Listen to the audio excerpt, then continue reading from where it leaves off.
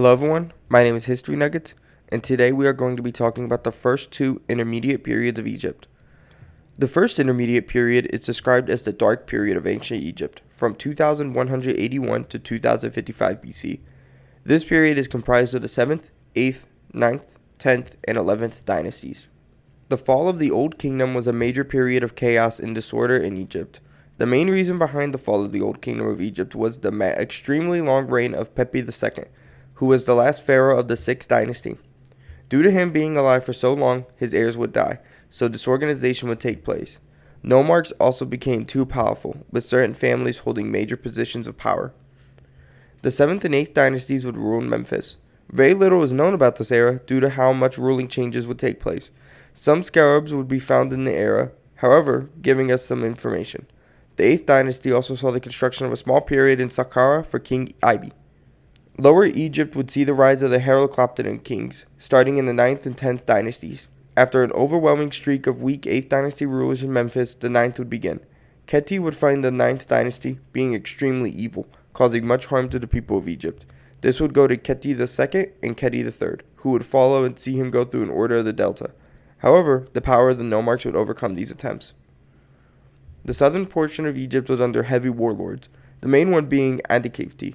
He was a nomarch based at Heracropolis, but he would expand south and conquer more nomarchs. He would then attempt to go north but would fail. Antikhafti was also super close to unifying Egypt but would fail. The 11th and 12th dynasties would form with invasions of northern Egypt. Founded under Intef, he would organize Upper Egypt into a separate entity from the south. Eventually, Intef II, the next ruler, would defeat Nekhen, allowing expansion into the south. His successor, Intef III, would succeed in this conquest, allowing Middle Egypt to defeat the Heracloptidan kings. Eventually, the reign of kings would lead to Mentuhotep II, who would defeat the kings in 2033 BC, and the formation of the Middle Kingdom then after. The second intermediate period would occur from 1700 to 1550 BC. After the death of Queen Subbenenofuru saw the end of the Middle Kingdom of Egypt due to there being no heirs. The 13th dynasty would then begin hereon. The 13th dynasty would control Upper Egypt with the reign of Meneptah I. The newly formed 14th dynasty would rule the southern portion of Egypt, each side having mutual trades. The 14th dynasty saw there being 76 kings located in Zeus.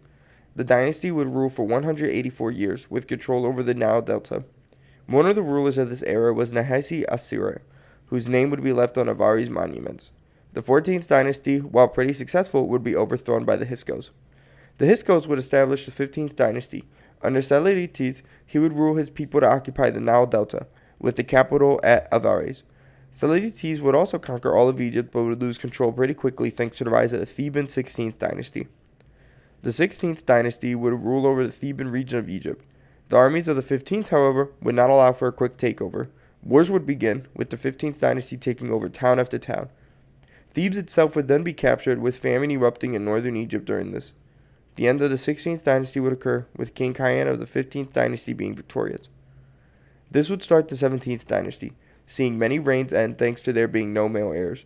A series of wars would begin between Saqqara and King Kamos of the Hyksos, who would then see Ahmose I, the brother of Kamos, taking over Egypt, becoming the new king of the 18th dynasty and the beginning of the golden era of Egypt, the new kingdom of Egypt. This is History Nuggets. Thank you for watching.